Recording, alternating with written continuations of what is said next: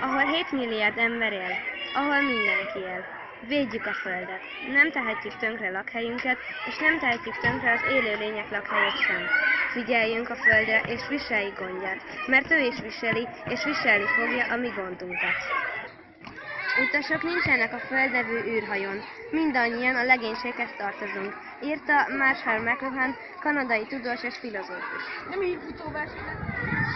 Az ember felelőssége a föld megmentése. A pusztulásnak 2 fő oka van. 1. Népesség gyarapodása, 2. Emberek igényének emelkedése.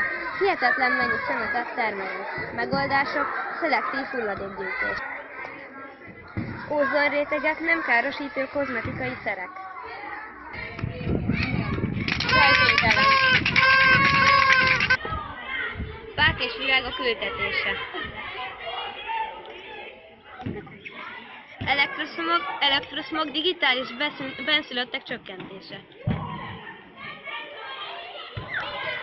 Levegőszennyezés ellen ólommentes benzin, környezettudatos élet, környezetbarát anyagok használata, hulladék újrahasznosítása.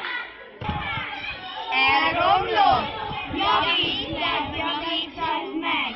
Meguntad? Cseréld el! Kinőtted? Ajándékozd el!